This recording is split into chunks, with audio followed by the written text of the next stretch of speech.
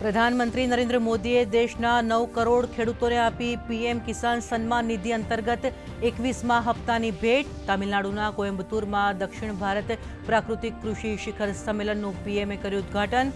કહ્યું, કેન્દ્ર સરકાર ખેડૂતોના સર્વાંગી વિકાસ માટે પ્રતિબદ્ધ।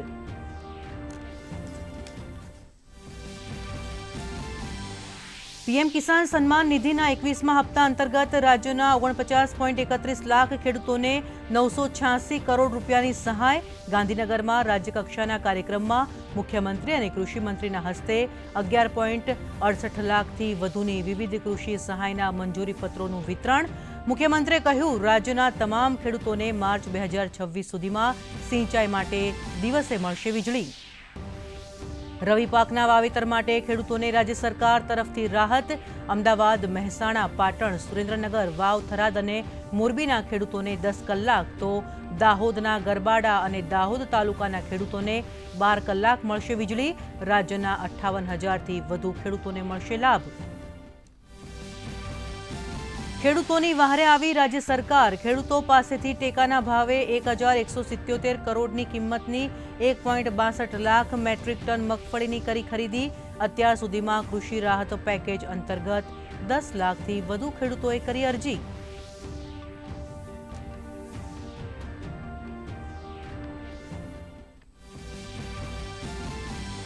લોખંડી પુરુષ સરદાર પટેલની 150મી જન્મ જયંતિએ ભવ્ય પદયાત્રાનું આયોજન। કરમસદથી સ્ટેચ્યુ ઓફ યુનિટી સુધી ભવ્ય પદયાત્રાનું આયોજન। સરદાર સાહેબના જીવનના વિવિધ પાસાઓ પર પ્રકાશ પાડતી રજૂ કરાશે એક વિશેષ સરદાર ગાથા।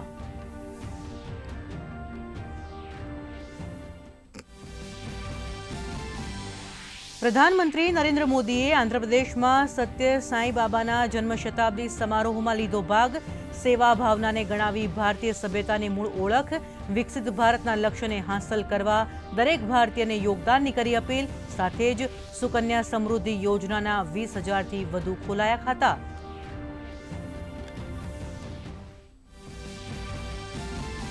બિહારના મુખ્યમંત્રી તરીકે સતત 10મી વખત નીતિશ કુમારની આવતીકાલે તાજપોશી। એનડીએના ધારાસભ્યોની બેઠકમાં સર્વાનુમતે નીતિશ કુમારની વરણી। સમ્રાટ ચૌધરી અને વિજય સિન્હા પણ લેશે નાયબ મુખ્યમંત્રી પદના શપથ। પ્રધાનમંત્રી નરેન્દ્ર મોદી સહિત વરિષ્ઠ નેતાઓ સમારોહમાં આપશે હાજરી।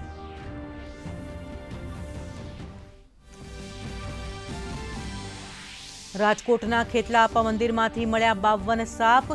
વન વિભાગને 100થી વધુ સાપ હોવાની આશંકા। વાઇલ્ડ લાઇફ પ્રોટેક્શન એક્ટ અંતર્ગત મંદિરના મહંતની ધરપકડ।